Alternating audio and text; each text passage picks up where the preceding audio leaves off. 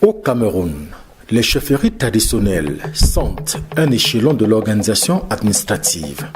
Elles sont régies par un décret de 1977. Les chefferies peuvent être du premier, deuxième et troisième degré selon leur importance territoriale ou historique. Lors de la cérémonie d'intronisation d'un chef traditionnel, l'événement est toujours couru. C'est le cas à la chefferie traditionnelle de troisième degré du village Yoro, dans l'arrondissement de Bokito, département du Mbam et Inubu, région du centre. Événement qui a été ponctué d'animations culturelles.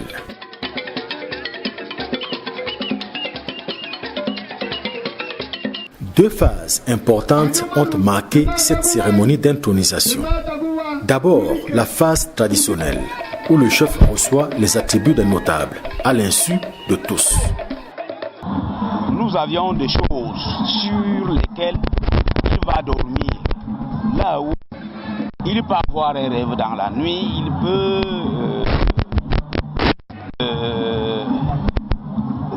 réfléchir comme ça là, ça lui vient si c'était l'onction, il pense à quelque chose.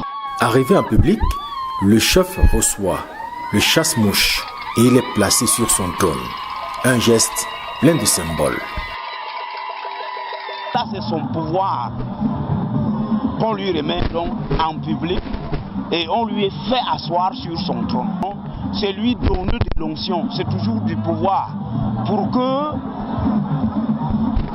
même lui, même la notabilité que nous sommes, nous ne devrions pas faillir à la manifestation d'aujourd'hui. Ensuite, le chef peut repartir dans la case sacrée pour réapparaître après quelques instants recevoir non seulement les attributs qui font de lui l'auxiliaire de l'administration.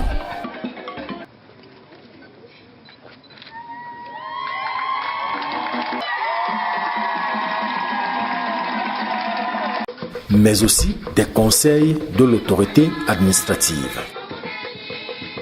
Et de gérer la communauté dans la diversité. Prôner l'effort dans le travail, prôner le patriotisme, prôner notre vivre ensemble et prôner l'unité, notre unité et notre indivisibilité.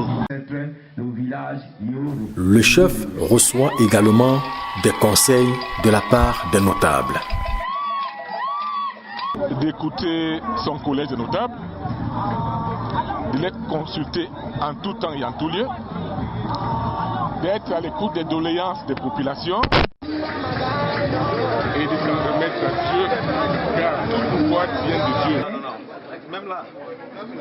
Investi de tous ses pouvoirs, le nouveau chef peut alors envisager des actions pour l'unité des filles et fils de la localité et le développement du village. Pour que ce village retrouve l'autorité d'un chef afin de se remettre en ordre de marche pour booster les actions de son développement. Il faut engager diverses actions de réconciliation des enfants de ce village.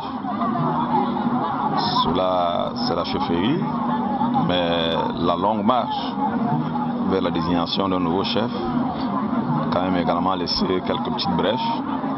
Il faudra colmater rapidement pour mobiliser l'ensemble des forces vives du village, se remettre en avant, combattre énergiquement la division, promouvoir le vivre ensemble, qui n'est pas un simple slogan de l'heure, qui doit être au cœur de l'action du chef, qui est le symbole de l'unité de tous les enfants d'un village.